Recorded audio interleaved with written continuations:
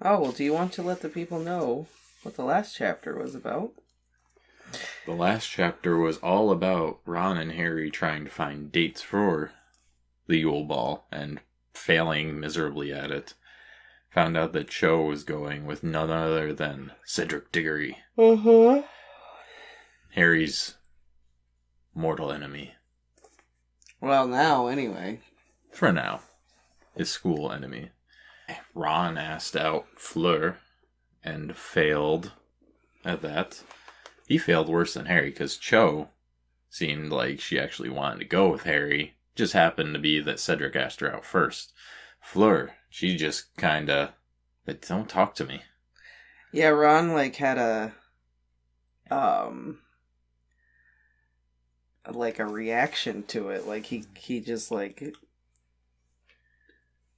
had he was sitting in the common room just I did it. I can't believe I did that. Why did I do that? And Ginny, being the good little sister, was just there to make it worse and laugh at them. Because they failed so bad.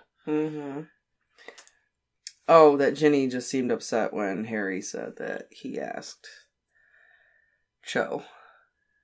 I don't know if she seemed so much upset when he asked Cho as she was when Ron suggested that he just go with Ginny. But Ginny is going with Neville. That's right, Neville has a date before they do. Because Neville had a little bit of game. He asked Hermione. Unfortunately, she's going with someone else. Yeah. You think it's Crumb, do you? And Ginny, thinking that no one else was going to ask her and there was no other way she could go, said yes. And also, Neville's just a nice dude, so why not? Right, and they're friends, so it's totally cool to go to a dance with your friend. It's fun.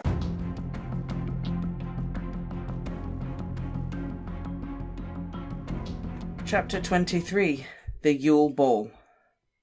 Despite the heavy load of homework that the fourth years had been given for the holidays, Harry was in no mood to work when term ended, and spent the week leading up to Christmas enjoying himself as fully as possible along with everyone else. Gryffindor Tower was hardly less crowded now than during term time. It seemed to have shrunk slightly too, as its inhabitants were being so much more rowdy than usual. Fred and George had a great success with their canary creams, and for the first couple of days after the holidays, people kept bursting into feather all over the place. Before long, however, all the Gryffindors had learnt to treat any food anyone else offered them with extreme caution, in case it had a canary cream sealed in the centre, and George confided to Harry that he and Fred were now working on developing something else. Harry made a mental note never to accept so much as a crisp from Fred and George in the future. He hadn't forgotten Dudley and the Tom Tong Toffee. Snow was falling thickly upon the castle and its grounds now.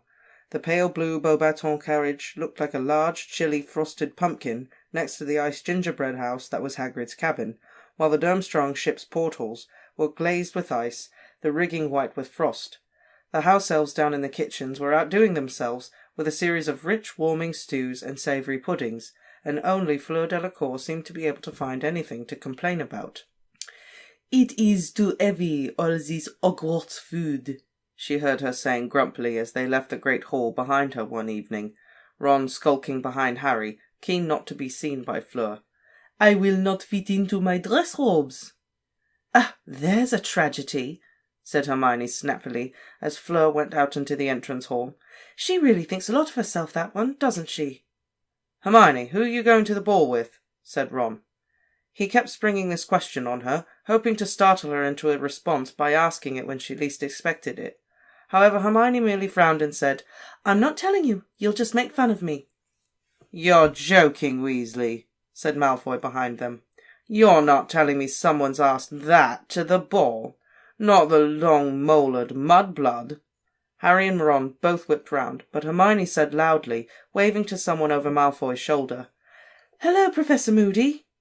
Malfoy went pale and jumped backwards, looking wildly around for Moody, but he was still up at the staff table finishing his stew. "Twitchy little ferret, aren't you, Malfoy?" said Hermione scathingly, and she, Harry and Ron went up the marble staircase laughing heartily. "Hermione," said Ron, looking sideways at her, suddenly frowning, "your teeth." "What about them?" she said. "Well, they're different. I've just noticed. Of course they are. Did you expect me to keep those fangs Malfoy gave me? No, I mean they're different to how they looked before he put that hex on you. They're all straight and normal-sized. Hermione smiled very mischievously, and Harry noticed it too. It was a very different smile to the one he remembered. Well, when I went up to Madame Pomfrey to get them shrunk, she held up a mirror and told me to stop when they were back to how they normally are, she said. And I just let her carry on a bit. She smiled even more widely. Mum and Dad won't be too pleased. I've been trying to persuade them to let me shrink them for ages, but they wanted me to carry on with my brace. You know, they're dentists. They just don't think teeth and magic should... Look, Pigwidgeon's back. Ron's tiny owl was twittering madly at the top of the icicle-laden banisters, a scroll of parchment tied to his leg. People passing him were pointing and laughing, and a group of third-year girls paused and said, "Oh, look at the teeny owl! Isn't he so cute?" "Stupid feathery git!" Ron hissed, hurrying up the stairs and snatching Pigwidgeon up. "You bring letters straight to the addressee. You don't hang around showing off." Pigwidgeon hooted happily, his head protruding over Ron's fist. The third-year girls all looked very shocked. "Clear off!" Ron snapped at them, waving the fist holding Pigwidgeon, who hooted more happily than ever as he soared through the air. "Here, take it, Harry," Rod added in an undertone, as the third-year girls scuttled away, looking scandalized. He pulled Sirius's reply off of Pigwidgeon's leg, Harry pocketed it, and they hurried back to Gryffindor Tower to read it. Everyone in the common room was much too busy letting off more holiday steam to observe what anyone else was up to. Harry, Ron and Hermione sat apart from everyone else by a dark window that was gradually filling up with snow, and Harry read it out. "Dear Harry, congratulations on getting past the Horntail. Whoever put your name in that goblet shouldn't be feeling too happy right now. I was going to suggest a conjunctivitis curse, as a dragon's eyes are its weakest point." "That's what Crumb did," Hermione whispered. "But your way was better. I'm impressed. Don't get complacent, though, Harry. You've only done one task. Whoever put your name in the tournament's got plenty more opportunity if they're trying to hurt you. Keep your eyes open, particularly when the person we discussed is around, and concentrate on keeping yourself out of trouble. Keep in touch. I want to hear about anything unusual. Sirius." "He sounds exactly like Moody," said Harry quietly, tucking the letter away again inside his robes. "Constant vigilance. You'd think I walk around with my eyes shut, banging off the walls." "But he's right, Harry," said Hermione. "You have still got 2 tasks to do. You really ought to look at that egg, you know, and start working out what it means." "Hermione, he's got ages," snapped Ron. "Want to give me chess, Harry?" "Yeah, all right," said Harry. Then, spotting the look on Hermione's face, he said, "Come on, how am I supposed to concentrate with all this noise going on? I wouldn't even be able to hear the egg over this lot."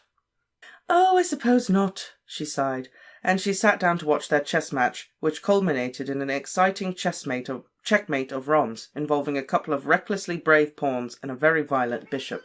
Harry awoke very suddenly on Christmas Day. Wondering what had caused his abrupt return to consciousness, he opened his eyes and saw something with very large, round, green eyes staring back at him in the darkness, so close they were almost nose to nose. "Dobby!" Harry yelled, scrambling away from the elf so fast he almost fell out of bed. "Don't do that!" "Dobby is sorry, sir," squeaked Dobby anxiously, jumping backwards with his long fingers over his mouth. "Dobby is only wanting to wish Harry Potter Merry Christmas and bring him a present, sir. Harry Potter did say Dobby could come and see him sometime, sir." "It's okay," said Harry, still breathing rather faster than usual, while his heart rate returned to normal. Just prod me or something in the future, all right? Don't bend over me like that." Harry pulled back the hangings round his 4-poster, took his glasses from his bedside table and put them on. His yell had awoken Ron, Seamus, Dean and Neville. All of them were peering through the gaps in their own hangings, heavy-eyed and tousle-haired. "Someone attacking you, Harry?" Seamus asked sleepily. "No, it's just Dobby," Harry muttered. "Go back to sleep." "Nah, presents," said Seamus, spotting the large pile at the foot of his bed. Ron, Dean and Neville decided that they now too were awake and they might as well get down to some present opening. Harry turned back to Dobby, who was now standing nervously next to Harry's bed, still looking worried that he'd upset Harry. There was a Christmas bauble tied to the loop on top of his tea cosy.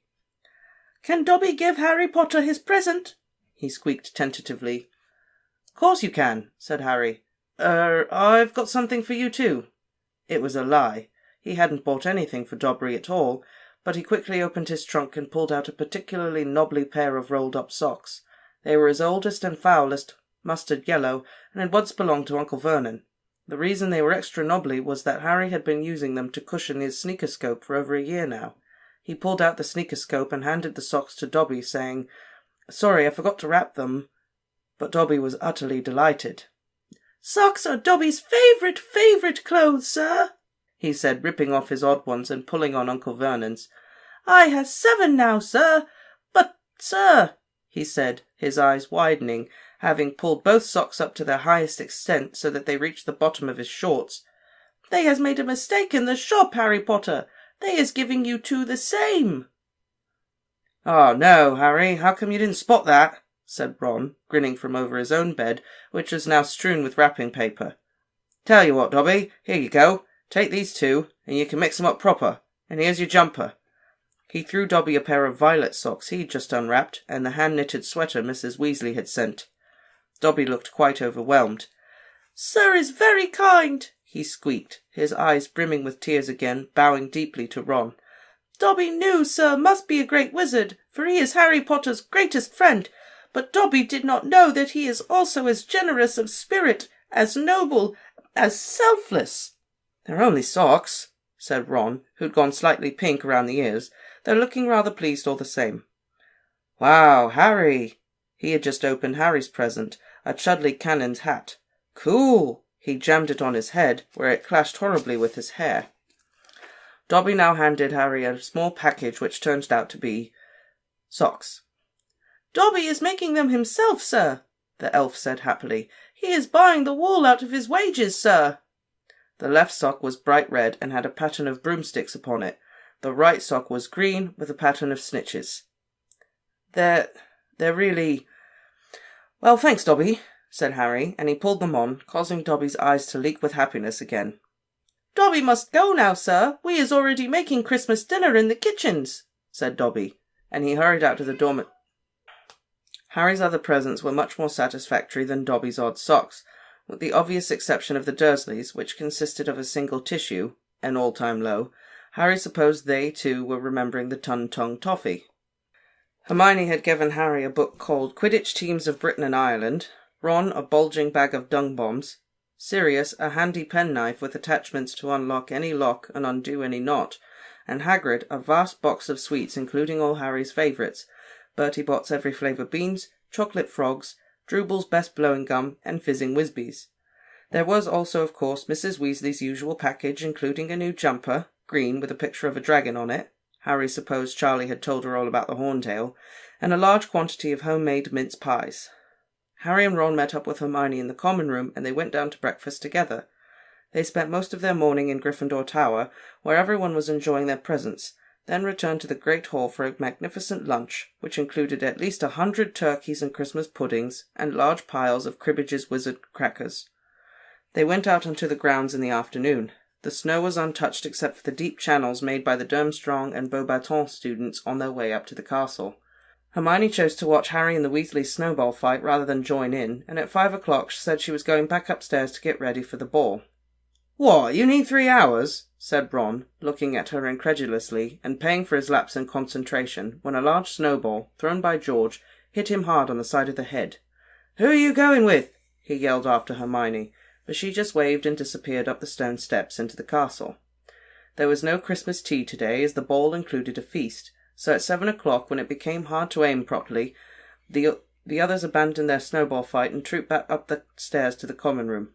The fat lady was sitting in her frame with her friend Violet from downstairs, both of them extremely tipsy, empty boxes of chocolate liqueurs littering the bottom of her picture.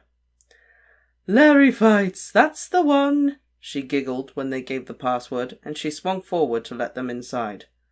Harry, Ron, Seamus, Dean and Neville changed into their dress robes up in the dormitory, all of them looking very self-conscious, but none so much as Ron, who surveyed himself in the long mirror in the corner with an appalled look on his face. There was just no getting round the fact that his robes looked more like a dress than anything else. In a desperate attempt to make them look more manly, he used a severing charm on the ruff and cuffs. It worked fairly well, at least he was now lace-free, though he hadn't done a very neat job, and the edges still looked depressingly frayed as they set off downstairs. "I still can't work out how you two got the best-looking girls in the year," muttered Dean. "Animal magnetism," said Ron gloomily, pulling away threads off his cuffs. The common room looked strange, full of people wearing different colours instead of the usual mass of black. Parvati was waiting for Harry at the foot of the stairs. She looked very pretty indeed, in robes of shocking pink, with her long dark plait braided with gold, and gold bracelets glimmering at her wrists. Harry was relieved to see that she wasn't giggling. "You, look nice," he said awkwardly. "Thanks," she said. "Padma's going to meet you in the entrance hall," she added to Ron. "Right," said Ron, looking around. "Where's Hermione?" Parvati shrugged. "Shall we go down then, Harry?" "Okay," said Harry, wishing he could just stay in the common room. Fred winked at Harry as he passed him on the way out to the portrait hall. The entrance hall was packed with students too, all milling around waiting for 8 o'clock, when the doors to the great hall would be thrown open. Those people who were meeting partners from different houses were edging through the crowd, trying to find each other. Parvati found her sister Padma and led her over to Harry and Ron. "Hi," said Padma, who was looking just as pretty as Parvati, in robes of bright turquoise. She didn't look too enthusiastic about having Ron as a partner, though. Her dark eyes lingered on the frayed neck and sleeves of his dress robes as she looked him up and down. "Hi," said Ron, not looking at her, but staring around at the crowd. "Oh, no." He bent his knees slightly to hide behind Harry, because Fleur Delacour was passing, looking stunning in robes of silver-grey satin, and accompanied by the Ravenclaw Quidditch captain, Roger Davies. When they had disappeared, Ron looked straight again, and stared over the heads of the crowd. "Where is Hermione?" he said again. A group of Slytherins came up the stairs from their dungeon common room. Malfoy was in front. He was wearing dress robes of black velvet with a high collar, which in Harry's opinion made him look like a vicar. Pansy Parkinson was clutching Malfoy's arm in very frilly robes of pale pink. Crabbe and Goyle were both wearing green. They resembled moss-coloured boulders, and neither of them, Harry was pleased to see, had managed to find a partner. The oak front doors opened, and everyone turned to look as the Durmstrang students entered with Professor Karkaroff. Crumb was at the front of the party, accompanied by a pretty girl in blue robes Harry didn't know. Over their heads he saw an area of lawn right in front of the castle had been transformed into a sort of grotto full of fairy lights, meaning hundreds of actual living fairies were sitting in those rose bushes that had been conjured there, and fluttering over the statues of what seemed to be Father Christmas and his reindeer. Then Professor McGonagall's voice sounded. "Champions, over here, please!" Parvati readjusted her bangles, beaming. She and Harry said, "See you in a minute," to Ron and Padma, and walked forward, the chattering crowd parting to let them through. Professor McGonagall, who was wearing robes of red tartan and had arranged a rather ugly wreath of thistles round the brim of her hat, told them to wait on one side of the doors while everyone else went inside. They were to enter the great hall in procession when the first of the students had sat down. Fleur Delacour and Roger Davies stationed themselves nearest the doors. Davies looked so stunned by his good fortune in having Fleur for a partner that he could hardly take his eyes off her. Cedric and Cho were close to Harry too. He looked away from them so he wouldn't have to talk to them. His eyes fell instead on the girl next to Crumb. His jaw dropped. It was Hermione. But she didn't look like Hermione at all. She had done something with her hair. It was no longer bushy, but sleek and shiny and twisted up into an elegant knot at the back of her head. She was wearing robes of a floaty periwinkle blue material, and she was holding herself differently somehow. Or maybe it was the absence of the 20 or so books she usually had slung over her back. She was also smiling, rather nervously it was true, but the reduction in the size of her front teeth was more noticeable than ever. Harry couldn't understand how he hadn't spotted it before. "Hi, Harry," she said. "Hi, Parvati." Parvati was gazing at Hermione in unflattering disbelief. She wasn't the only one either. When the doors to the great hall opened, Crumb's fan club from the library stalked past, throwing Hermione looks of deepest loathing. Pansy Parkinson gaped at her as she walked up with Malfoy, and even he didn't seem to find any insult to throw at her. Ron, however, walked right past Hermione without looking at her. Once everyone else was settled in the hall, Professor McGonagall told the champions and their partners to get in line in pairs and follow her. They did so, and everyone in the great hall applauded as they entered and started walking up toward a large round table at the top of the hall, where the judges were sitting. The walls of the hall had been covered in sparkling silver frost, with hundreds of garlands of mistletoe and ivy crossing the starry black ceiling. The house tables had vanished. Instead, there were about 100 smaller, lantern-lit ones, each seating about a dozen people. Harry concentrated on not tripping over his feet. Parvati seemed to be enjoying herself. She was beaming around at everybody, steering Harry so forcefully that he felt as though he was a show dog she was putting through its paces. He caught sight of Ron and Padma as he neared the top table. Ron was watching Hermione pass with narrowed eyes. Padma was looking sulky. Dumbledore smiled happily as the champions approached the top table, but Karkaroff wore an expression remarkably like Ron's as he watched Krum and Hermione draw nearer. Ludo Bagman, tonight in robes of bright purple with yellow stars, was clapping as enthusiastically as any of the students, and Madame Maxime, who changed her usual uniform of black satin for a flowing gown of lavender silk, was applauding them politely. But Mr. Crouch, Harry suddenly realised, was not there. The fifth seat at the table was occupied by Percy Weasley. When the champions and their partners reached the table, Percy drew out an empty chair beside him, staring pointedly at Harry. Harry took the hint and sat down next to Percy, who was wearing brand-new, navy-blue dress robes and an expression of great smugness. "I've been promoted," Percy said, before Harry could even ask, and from his tone he might have been announcing his election as supreme ruler of the universe. "I'm now Mr. Crouch's personal assistant, and I'm here representing him." "Why didn't he come?" said Harry. He wasn't looking forward to being lectured on cauldron bottoms all through dinner. "I'm afraid to say Mr. Crouch isn't well. Not well at all. Hasn't been right since the World Cup. Hardly surprising. Overwork. He's not as young as he was. Though still quite brilliant, of course. The mind remains as great as it ever was. But the World Cup was such a fiasco for the whole ministry, and then Mr. Crouch suffered a huge personal shock with the misbehaviour of that house elf of his, Blinky, or whatever she was called. Naturally, he dismissed her immediately afterwards, but, well, as I say, he's getting on, he needs looking after, and I think I've found a definite drop in his home comfort since she left. And then we had the tournament to arrange, and the aftermath of the cup to deal with, that revolting Skeeter woman buzzing around. No, poor man, he's having a well-earned quiet Christmas. I'm just glad he knew he had someone he could rely on to take his place." Harry wanted very much to ask whether Mr. Crouch had stopped calling Percy Weatherby yet, but resisted the temptation. There was no food as yet on the glittering golden plates, but small menus lying in front of each of them. Harry picked up his uncertainly and looked round. There were no waiters.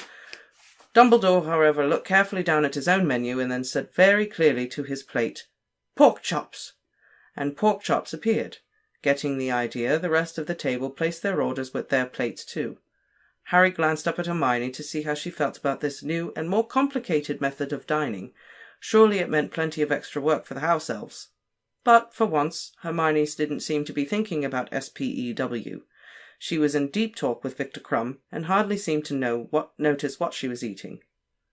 It now occurred to Harry that he had actually never heard Krum speak before, but he was certainly talking now, and very enthusiastically at that. "Well, we have a castle also. Not as big as this, not as comfortable, I am thinking," he was telling Hermione.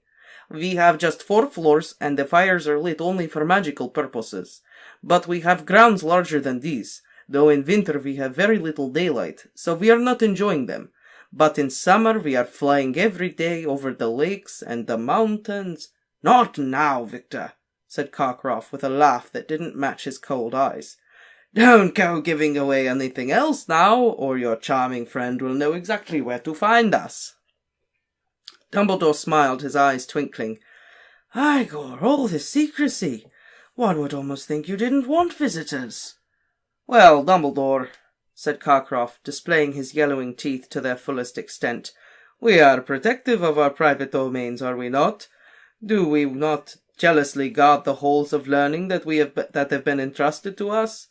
Are we not right to be proud we alone know our school's secrets, and right to protect them?" "Oh, I would never dream of assuming I know all of Hogwarts' secrets, Igor," said Dumbledore amicably. "Only this morning, for instance, I took a wrong turn on the way to the bathroom and found myself in a beautifully proportioned room I had never seen before, containing a really rather magnificent collection of chamber pots. When I went back to investigate more closely, I discovered that the room had vanished, but I must keep an eye out for it. Possibly it is only accessible at 5:30 in the morning, or it may only appear at the quarter moon, or when the seeker has an exceptionally full bladder." Harry snorted into his plate of goulash. Percy frowned, but Harry could have sworn Dumbledore had given him a very small wink. Meanwhile, Fleur Delacour was criticising the Hogwarts decorations to Roger Davies. "This is nothing," she said dismissively, looking around at the sparkling walls of the great hall. "At the palace at Beauxbatons, we have ice sculptures all around the dining room at Christmas. They do not melt, of course. They are like huge statues of diamond glittering around the place, and the food is simply superb. We have choirs of wood nymphs who serenade us as we eat. We have none of this ugly armour in the halls, and if a poltergeist ever entered Beauxbatons, he would be expelled like that." She slapped her hand onto the table impatiently. Roger Davies was watching her talk with a very dazed look on his face, and he kept missing his mouth with his fork. Harry had the impression that Davies was too busy staring at Fleur to take in a word she was saying. "Absolutely right," he said quickly, slapping down his own hand on the table in imitation of Fleur. "Just like that. Yeah." Harry looked round the hall. Hagrid was sitting at one of the other staff tables. He was back in his horrible hairy brown suit and gazing up at the top table. Harry saw him give a small wave, and looking round, saw Madame Maxime return it, her opals glittering in the candlelight. Hermione was now teaching Krum to say her name properly. He kept calling her Hermione. "Hermione," she said slowly and clearly. "Nini." "Close enough," she said, catching Harry's eye and grinning. When all the food had been consumed, Dumbledore stood up and asked the students to do the same. Then, at a wave of his wand, the tables zoomed back along the walls, leaving the floor clear, and he conjured up a raised platform into existence along the right-hand wall. A set of drums, several guitars, a lute, a cello, and some bagpipes were set upon it. The weird sisters now trooped up onto the stage to wild, enthusiastic applause. They were all extremely hairy, dressed in black robes that had been artfully ripped and torn. They picked up their instruments, and Harry, who had been so interested in watching them that he almost forgot what was coming, suddenly realized that the lanterns on all the other tables had gone out, and that the other champions and their partners were standing up. "Come on," Parvati hissed. "We're supposed to dance." Harry tripped over his dress robes as he stood up. The weird sisters struck up a slow, mournful tune. Harry walked onto the brightly lit dance floor, carefully avoiding catching someone's eye. He could see Seamus and Dean waving at him and sniggering. And next moment, Parvati had seized his hands, placed one round her waist, and was holding the other tightly in hers. It wasn't as bad as it could have been, Harry thought, revolving slowly on the spot. Parvati was steering. He kept his eyes fixed over the heads of the watching people, and very soon many of them too had come onto the dance floor, so that the champions were no longer the centre of attention. Neville and Ginny were dancing nearby. He could see Ginny wincing frequently as Neville trod on her feet, and Dumbledore was waltzing with Madame Maxime. He was so dwarfed by her that the top of his pointed hat barely tickled her chin. However, she moved gracefully for a woman so large. Mad-Eye Moody was doing an extremely ungainly two-step with Professor Sinestra, who was nervously avoiding his wooden leg. "Nice socks, Potter," Moody growled as he passed, his magical eye staring through Harry's robes. "Oh, yeah, Dobby the house elf knitted 'em for me," said Harry, grinning. "He is so creepy," Parvati whispered as Moody clunked away. "I don't think that I should be allowed." Harry heard the final quavering note from the bagpipe with relief. The weird sisters stopped playing, applause filled the hall once more, and Harry let go of Parvati at once. "Let's sit down, shall we?" "Oh, but this is a really good one," Parvati said, as the weird sisters struck up a new song, which was much faster. "No, I don't like it," Harry lied, and he led her away from the dance floor, past Fred and Angelina, who were dancing so exuberantly that people around them were backing away for fear of injury, and over to the table where Ron and Padma were sitting. "How's it going?" Harry asked Ron, sitting down and opening a bottle of butterbeer. Ron didn't answer. He was glaring at Hermione and Krum, who were dancing nearby. Padma was sitting with her arms and legs crossed, one foot jingling in time to the music. Every now and then she threw a disgruntled look at Ron, who was completely ignoring her. Parvati sat down on Harry's other side, crossed her arms and legs too, and within minutes was asked to dance by a boy from Beauxbatons. "You don't mind, do you, Harry?" Parvati said. What? Said Harry, who was now watching Cho and Cedric. Oh, never mind, snapped Parvati, and she went off with the boy from Beauxbatons. When the song ended, she did not return. Hermione came over and sat down in Parvati's empty chair. She was a bit pink in the face from dancing. Hi, said Harry. Ron didn't say anything. It's hot, isn't it? Said Hermione, fanning herself with her hand. Victor's just gone to get some drinks. Ron gave her a withering look. Victor, he said. He hasn't asked you to call him Vicky yet. Hermione looked at him in surprise.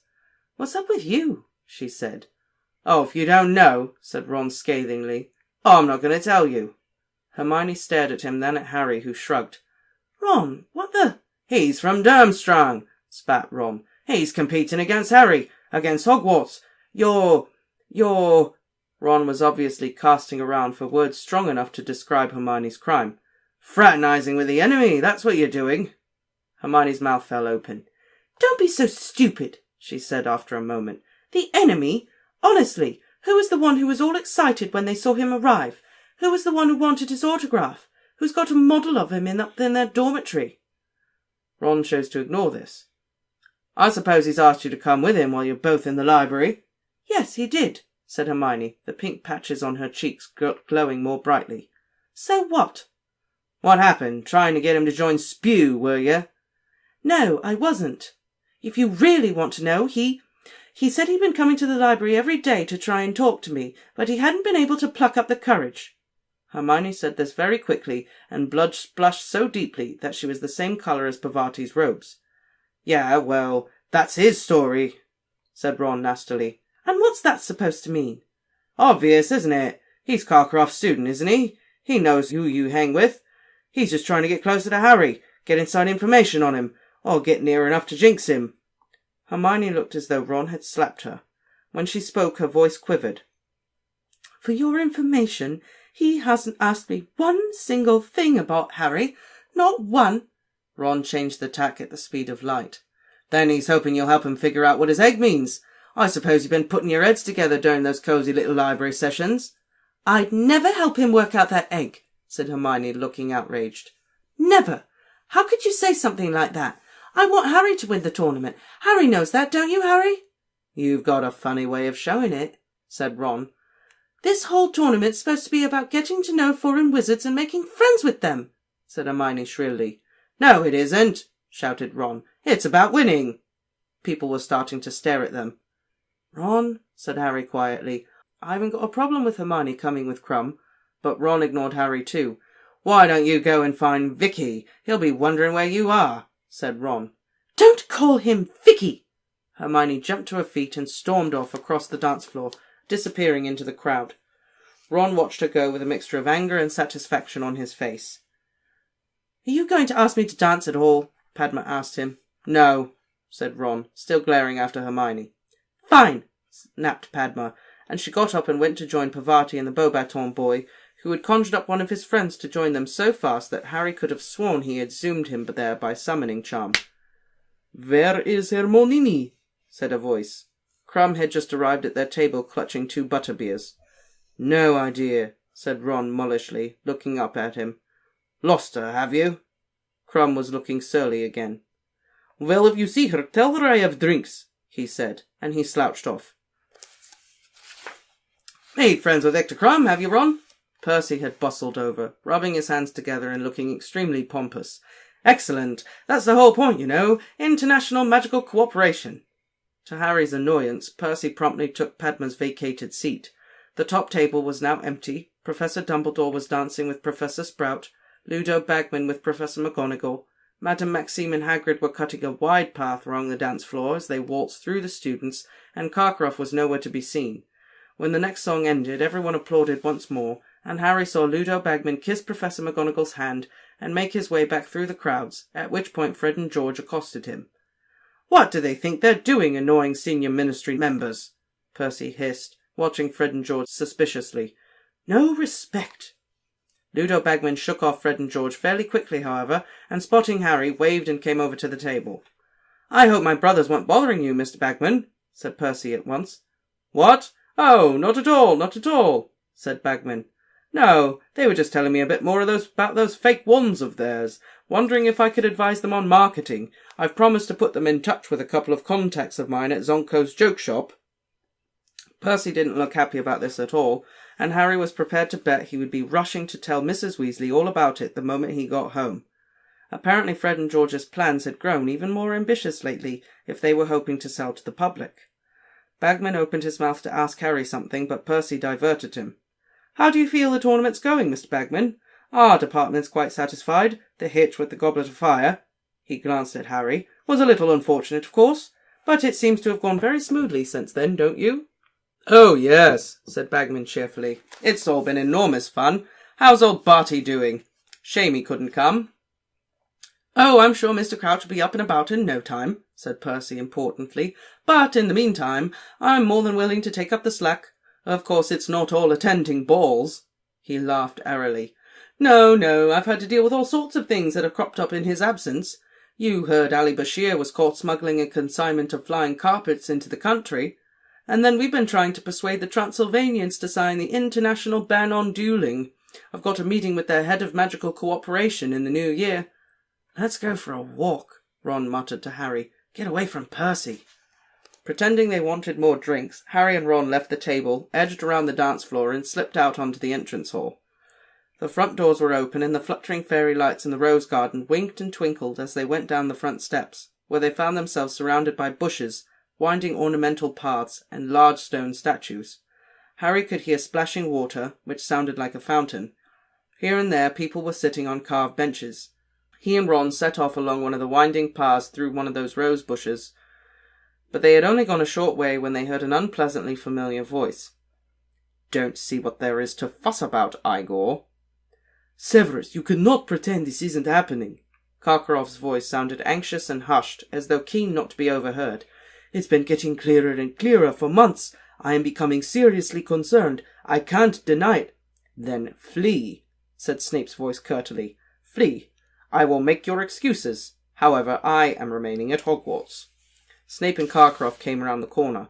Snape had his wand out and was blasting rose bushes apart, his expression most ill-natured. Squeals issued from many of the bushes, and dark shapes emerged from them. 10 points from Hufflepuff, Fawcett," Snape snarled, as a girl ran past him. "And 10 points from Ravenclaw too, Stebbins," as a boy went rushing after her. "And what are you two doing?" he added, catching sight of Harry and Ron on the path ahead. Karkaroff, Harry saw, looked slightly discomposed to see them standing there.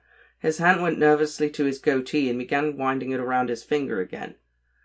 "We're walking," Ron told Snape shortly. "Not against the law, is it?" "Keep walking, then," Snape snarled, and he brushed past them, his long black cloak billowing out behind him. Karkaroff hurried away after Snape. Harry and Ron continued down the path. "What's got Karkaroff all worried?" Ron muttered. "And since when had he and Snape been on first-name terms?" said Harry slowly.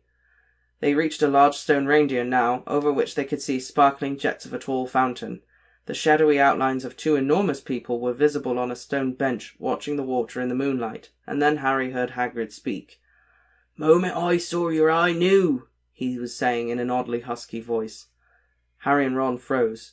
This didn't sound like the sort of scene they ought to walk in on, somehow. Harry looked round back up the path and saw Fleur Delacour and Roger Davies standing half-concealed in a rose bush nearby. He tapped Ron on the shoulder and jerked his head toward them, meaning they could easily sneak off that way without being noticed. Fleur and Davies looked very busy to Harry. But Ron, eyes widening in horror at the sight of Fleur, shook his head vigorously and pulled Harry deeper into the shadows behind the reindeer. "What did you know, Hagrid?"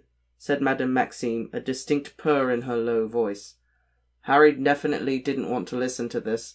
He knew Hagrid would hate to be overheard in a situation like this. He certainly would have done. If it had been possible, he would have put his fingers in his ears and hummed loudly, but that wasn't really an option. Instead, he tried to interest himself in a beetle crawling along the stone reindeer's back, but the beetle just wasn't interesting enough to block out Hagrid's next words. "I just knew you were like me. Was it your mother or your father?" I don't know what you mean, Hagrid." "It was my mother," said Hagrid quietly. "She was one of the last ones in Britain. Of course, I can't remember her too well. She left, see, when I was about 3. She wasn't really the maternal sort. Well, it's not in their natures, is it? Dunno what happened to her. Might be dead for all I know." Madame Maxime didn't say anything, and Harry, in spite of himself, took his eyes off the beetle and looked over the top of the reindeer's antlers, listening. He had never heard Hagrid talk about his childhood before. "Me dad was heartbroken when she went. Tiny little bloke my dad was. By the time I was 6, I could lift him up and put him on top of the dresser if he annoyed me. Used to make him laugh." Hagrid's deep voice broke. Madame Maxime was listening, motionless, apparently staring at the silver fountain. "Dad raised me, but he died, of course, just after I started school. Sorta had to make me own way after that. Dumbledore was a real help, mind. Very kind to me, he was." Hagrid pulled out a large spotted handkerchief and blew his nose heavily.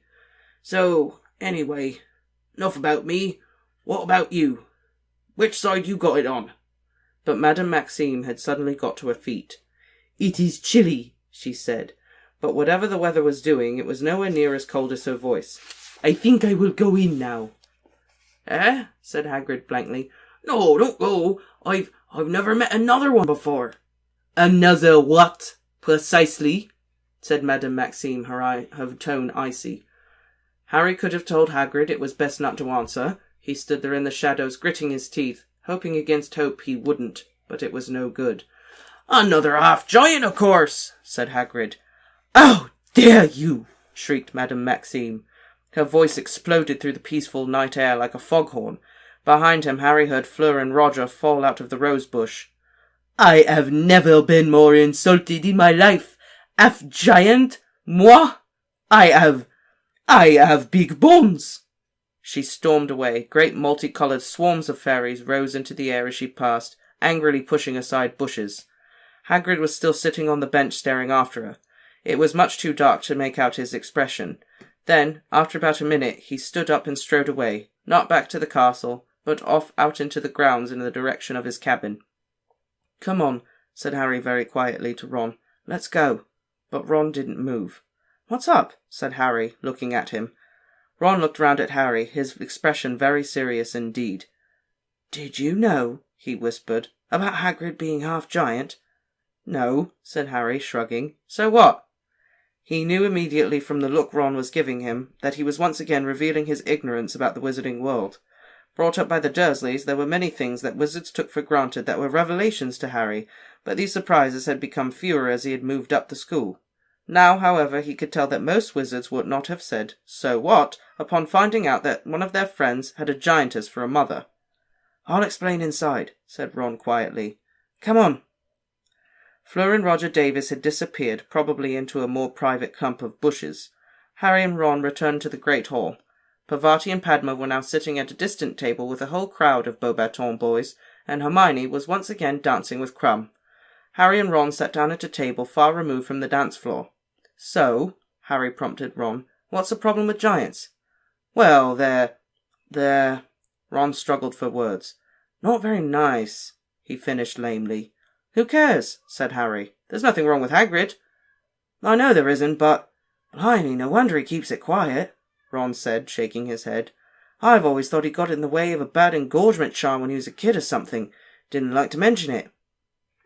"But what's it matter if his mother was a giantess?" said Harry. "Well, no one who knows him will care, of course, 'cause they know he's not dangerous," said Ron slowly. "But, Harry, they're just vicious, giants. It's like Hagrid said, it's in their nature. They're like trolls. They just like killing. Everyone knows that. There aren't any left in Britain now, though." "What happened to them?" "Well, they were dying out anyway. Then loads got themselves killed by auras. There's supposed to be giants abroad, though. They hide out in the mountains mostly." "I don't know who Maxime thinks she's kidding," Harry said, watching Madame Maxime sitting alone at the judges' table, looking very sombre. "If Hagrid's half-giant, she definitely is. Big bones. Only thing that's got bigger bones than her is a dinosaur." Harry and Ron spent the rest of the ball discussing giants in their corner, neither of them having any inclination to dance. Harry tried not to watch Cho and Cedric. It gave him a strong desire to kick something. When the Weird Sisters finished playing at midnight, everyone gave them a last loud round of applause and started to wend their way into the entrance hall. Many people were expressing the wish that the ball could have gone on longer, but Harry was perfectly happy to be going to bed. As far as he was concerned, the evening hadn't been much fun. Out in the entrance hall, Harry and Ron saw Hermione saying goodnight to Crumb before he went back to the Durmstrang ship. She gave Ron a very cold look and swept past him up the marble staircase without speaking. Harry and Ron followed her, but halfway up the marble staircase, Harry heard someone calling him. "Hey, Harry!" It was Cedric Diggory. Harry could see Cho waiting for him in the entrance hall below. "Yeah," said Harry coldly, as Cedric ran up the stairs toward him. Cedric looked as though he didn't want to say whatever it was in front of Ron, who shrugged, looked bad-tempered, and continued to climb the stairs. "Listen," Cedric lowered his voice as Ron disappeared. "I owe you one for telling me about the dragons. You know the golden egg? Does yours wail when you open it?" "Yeah," said Harry. "Well, take a bath, okay?" "What?" "Take a bath and, take the egg with you and, just mull things over in the hot water. It'll help you think. Trust me." Harry stared at him. "Tell you what," Cedric said. "Use the prefect's bathroom. 4th door to the left of that statue of Boris the Bewildered on the 5th floor. Password's Pinefresh. Gotta go. Want to say goodnight." He grinned at Harry again and hurried back down the stairs to Cho. Harry walked back to Gryffindor Tower alone. That had been extremely strange advice. Why would a bath help him work out what the wailing egg meant? Was Cedric pulling his leg? Was he trying to make Harry look a fool so Cho would like Cedric even more by comparison? The fat lady and her friend Vi was snoozing in the picture over the portrait hole. Harry had to yell fairy lights before he woke them up, and when he did, they were extremely irritated. He climbed into the common room and found Ron and Hermione having a blazing row. Standing 10 feet apart, they were bellowing at each other, each scarlet in the face. "Well, if you don't like it, you know what the solution is, don't you?" yelled Hermione. Her hair was coming down out of its elegant bun now, and her face was screwed up in anger. "Oh, yeah?" Ron yelled back. "What's that?" "Next time there's a ball, ask me before someone else does, and not as a last resort." Ron mouthed soundlessly like a goldfish out of water as Hermione turned on her heel and stormed up the girls' staircase to bed. Ron turned to look at Harry. "Well," he spluttered, looking thunderstruck. "Well, that just proves... completely missed the point." Harry didn't say anything. He liked being back on speaking terms with Ron too much to speak his mind right now, but he somehow thought that Hermione had got the point much better than Ron had. Seems like everyone's in denial. Ron's in denial that he really likes Hermione. We have Madame Maxine, who's in denial that she's a giant. "I have big bones." Yeah, okay. Harry just like, if the only thing that has bigger bones in her is a dinosaur. She's full of it. And that's only by a small margin. Yeah, I don't think Hagrid should feel too bad in that situation. Because I would just kind of be dumbfounded, like, wait, what? What? Right. I mean, maybe Hagrid shouldn't have said anything. Maybe. But at the same time, like, he's never met another half-giant who also is a woman. Yeah, he likes her, and he was like, oh, this is someone I can talk to about this. Right. Like, someone who... Because like, there are no giants left, so... Someone who I can relate to and will understand on a level that no one else will. Yeah, because if giants have been persecuted to the degree that Ron was talking about, I'm assuming not too many people want to talk to him about that part. Well, him. And if witches and wizards are like that prejudiced against them. Yeah. I mean, I could see why he would say, oh, it's just a bad engorgement charm. Right, or make that assumption, like maybe it was a spell gone bad. Which, are giants really that vicious, or is this a case of, like, wizards being prejudiced a little bit? Kind of like how they are with house elves. That's hard to tell. I'm gonna go with prejudice, just... Maybe a little bit of both. So far our two examples, Hagrid and Madame Maxime. I mean, as far as I can tell, Madame Maxime's a pretty good person. Yeah, but they're half. That's true. But then, I mean, Hagrid is one of the nicest people you'll ever meet. Yeah. Even if they are half, still should be half... giant. Yeah. Like half should of those still have tendencies. A bit of viciousness to him. No, and Hagrid is like the biggest softie ever. Exactly. Literally. Yeah. And Hagrid, that explains a lot why Hagrid can handle so many of these creatures. Yeah. He's got, yeah. Why it's so easy for him to deal with them. Mm-hmm. I could probably be able to handle a blast-ended Scroot if I was a giant, too. Right? If you had hands that were literally like this big. Yeah. Or Buckbeak, you know. Or Buckbeak, yeah. Well, I mean, And obviously, Sirius is managing with Buckbeak just fine. Yeah, I don't think... Buckbeak, I mean, as long as you respect him, he respects you. That's how it goes with hippogriffs. I mean, if Buckbeak, like, lost it and got pissed off, I feel like Hagrid would have an easier time, like, controlling him just because he's so huge. Oh, yeah. I agree. Just like, I don't think anyone else could have handled the Beaubaton horses. Oh, right. Yeah. I wonder who handles the Beaubaton horses at Beaubaton. Maybe Madame Maxime. Yeah, maybe she just, like, takes It's up to her. Yeah, maybe. Either that, or you have to have, like, 12 people to one horse. Also, where did those horses come from? They're huge. Where are they? Just magic horses? Yes. Yes. Or maybe they used an engorgement charm on them so that they could pull such a large castle. Like a massive carriage? I don't know. Or carriage, that's what I meant.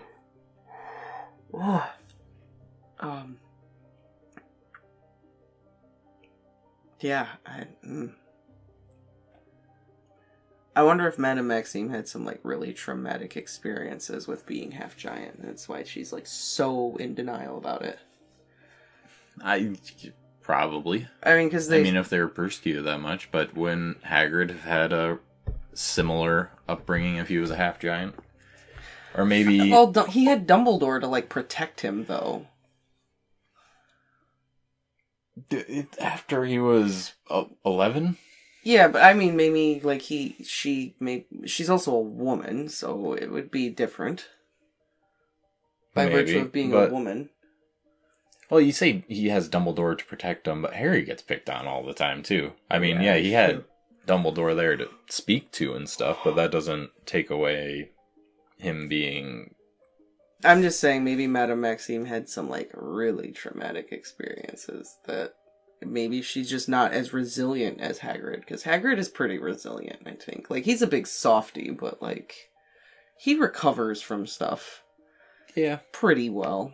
You know, like, he got expelled from Hogwarts for something he didn't do, but he's, like, content with his life. He's not still miserable over it. Well, he was also exonerated from that. Right, but I mean, he was happy and contented before that. Well, yeah. You know what I mean? Like... Because he was still doing what he loved. Like, yeah, he had to take care of the grounds. It wasn't exactly what he wanted, most of all, but he got to hang out with Aragog and all these other magical creatures in the forest. Uh-huh. I think he made the best of a bad situation. Well, that's what I mean. I feel like Hagrid has that resilience. Like, maybe Madame Maxime is still... Like, maybe she's still dealing with whatever happened to her. Like, maybe she's still dealing with what happened to her. Like, she hasn't gotten over it yet. I don't know what she could have went through. Who knows? But, like... I mean, I could see that. I see where you're coming from with that. Because when we see her again in the chapter, she's sitting at the table by herself, like, kind of looking somber. Like, maybe she feels bad about it. She's like, sitting there. I just can't deal. How did he know? But maybe she's just, like, willing to risk having, like, something nice with Hagrid to maintain her denial of the whole thing. You know? And maybe that makes her sad. I don't know. Maybe. Maybe I'm reading too much into it, but I think it's, like, maybe that's why she freaked out. Maybe. I don't know. And Harry just not getting the concept. Egg, bath, water. Like, what? Take a bath? Oh. A bath? Why would I take a bath? Oh, yeah. And thinking Cedric has, like, an ulterior motive. Like, he's just trying to make me look bad in front of Cho. Like, Yes, Harry, that's exactly what it is. He's trying to keep you away from Cho Chang. That, of course, because Cedric looks at you like your competition. Mm-hmm. Oh, what's that supposed to mean? You know what it means. Yeah, that's the only reason Cedric asked Cho Chang out. Was because he knew Harry liked her. Right, he knew. It's just the competition. He's just getting inside his head. Couldn't be that maybe Cedric thought she was cute, too. Right? Couldn't be that maybe Cedric liked her. Harry was saying she's one of the cutest girls in the school. Alright, she's really popular. She has a lot of friends. She's seeker for the Ravenclaw team. Like, I'm sure a lot of people like her. Not just Harry. Yeah. And apparently Harry and Ron got the two cutest girls in their grade. And they could care less. Yeah. The whole time. Harry's just staring at Cho Chang, not even acknowledging his date. Right. And then Ron's just obsessing over Hermione because he didn't ask her when he obviously likes her. And Victor Crumb got Hermione, and Hermione walked in and had her, like, moment. Yeah. Like and that. I love that she carried herself with such dignity. She had her moment. Everyone just looking at her in disbelief, like, oh my god, look at Hermione. Look how beautiful Hermione is. And she just... That Beauty and the Beast moment when Belle comes down in the yellow dress type thing. Yeah. I love that for Hermione. I'm so happy she gets that. Right? She deserved that. I agree.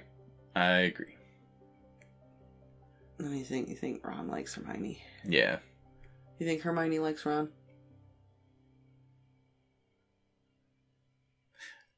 That's harder to say, but I don't know. Maybe a little bit. You think Ron definitely likes Hermione? Ron definitely likes Hermione. Harry just sitting there like, I'm not going to tell Ron that I think he's wrong because I like being his friend again and I don't want to ruin it. So I'm just going to shut up. Well, Hermione just tells him what's up. Well, you should have asked me first. Right, yeah. Harry could have definitely intervened in some way, but I get it. Like, I just got good with my best friend. I'm not gonna get in this one. This is no. Vari had a crazy night. Ran into Snape and Karkaroff in the garden. Snape volunteering to cover for him. They're on a first name basis apparently. What's Karkaroff so afraid of? What's getting clearer and clearer as the months go by? Voldemort's power coming back. Oh, maybe. He's worried since, he snitched him out. Sirius did say he was a Death Eater. Mm-hmm. He did say that, right? Yeah. Yeah. Yeah, because Sirius warned him about it, like, not in this letter, but the letter before. Yeah. Or, no, in the fire. The fire phone. And he snitched out all the other Death Eaters to get out save of his own butt. Yeah. Maybe Snape was also a Death Eater. Oh, maybe. Interesting. And that's how they know each other. And is Crouch really sick? Because he's been one of your suspects. Do you think Crouch is really sick? No. No longer do I think it's Ludo or Crouch. I just think it's Crouch. You think Ludo really is just kind of a bumbling idiot? Yeah. Like just a buffoonery. Yeah. Fun dude. So you think it's just Crouch involved in the whole potential Voldemort plot? Yes, I do. Okay. I'm saying it's Crouch. That's my theory. I finally have 100% who I believe it to be. So you don't think Karkaroff's involved? You think Karkaroff's just trying to get away? Yes. From whatever's going on? Yes. Okay. Also, no one had a good time at this thing.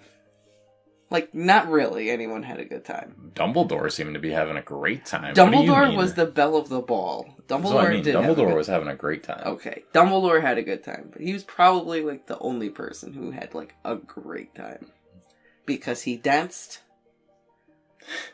and had a really good time. And Cedric and Cho seemed like they had a good time. Right, yeah. And that Hufflepuff and Ravenclaw student in the bushes, they had a good time. They were having a great time until Snape interrupted them. So did Fleur and the Quidditch captain. Yeah, that Quidditch captain was having the night of his life. Right? Fleur was having a good time too. Yeah, they were definitely having Getting a vila. a quarter vila. Quarter vila. Whatever. But it's just like every dance you go to. I never went to my prom, so I think prom is an outdated kind of stupid concept. But whatever. I never went to my prom, but every dance I did go to, there's always this expectation and this hype of, oh, it's gonna be so much fun, and it's not. You do not have a good time. At least I never did. I always ended up bored and just like, ugh. I don't know, there were some of them I had a really good time at. Then, yeah, there are the other ones that it gets hyped up so much, and then you go, and it's just, what's going on? Alright, like, okay. I'm good now. I've been here for like 10 minutes. I'm done. I also just don't like dancing either, so, you know. Yeah, fair enough. Okay. Alright, well, if you have nothing else, I guess, please like, comment, and subscribe, and join us next time for Chapter 24, Rita Skeeter's Scoop. Oh, dear God.